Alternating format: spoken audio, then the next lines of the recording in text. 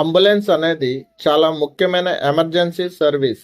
రోడ్డుపై ambulance siren వినిపిస్తే ఆ వాహనంలో ఉన్న వ్యక్తి ప్రాణాలు అత్యంత ప్రమాదంలో ఉన్నాయని అర్థం.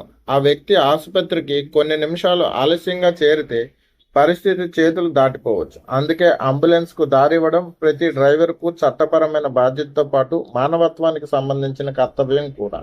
అంబులెన్స్లో ప్రయాణించిన వారు ఎవరో మనకు తెలియకపోవచ్చు, కానీ ఆ వాహనంలో ఉన్నది మనలాగే ఒక కుటుంబానికి చెందిన వ్యక్తి. గుండెపోటు, రోడ్డు ప్రమాదం, గర్భిణీ మహిళ, అత్యవసర పరిస్థితులు, తీవ్ర అనారోగ్య సమస్యలు వంటి సందర్భాల్లో అంబులెన్స్ ఉపయోగించబడుతుంది. అటువంటి సమయంలో ట్రాఫిక్ లో అంబులెన్స్ ను అడ్డుకోవడం అంటే ప్రత్యక్షంగా ఒక ప్రాణాలకు ఇబ్బంది కలిగినట్టు. అంబులెన్స్ కు దారి ఇవ్వకపోవడం చిన్న తప్పు కాదు. మోటారు వాహనాల చట్టం ప్రకారం అత్యవసర వాహనాలను అడ్డుకోవడం శిక్షా నేరం. మొదటిసారిగా పట్టుబడితే 10,000 వరకు జరిమానా పడుతుంది. పునరావృతం అయితే 6 నెలల జైలు శిక్ష కూడా విధించే అవకాశం ఉంది.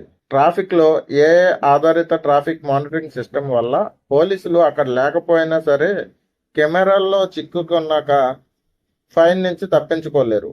అంబులెన్స్ సైరన్ వినిపించినప్పుడు ప్రతి డ్రైవర్ ప్రశాంతంగా వ్యవహరించాలి. వాహన వేగాన్ని తగ్గించి సురక్షితంగా పక్కకు వెళ్లి దారివ్వాలి. అకస్మాత్తుగా బ్రేక్ వేయకూడదు. అంబులెన్స్ ను అధిగమించడానికి లేదా వెంబడించడానికి ప్రయత్నించకూడదు. మీ యొక్క కొన్ని సెకండ్ల సహకారం ఒక ప్రాణాన్ని కాపాడే అవకాశం ఉంటుంది. అంబులెన్స్ కు దారివ్వడం ఒక ట్రాఫిక్ నియమం మాత్రమే కాదు, అది మానవత్వానికి పరీక్ష.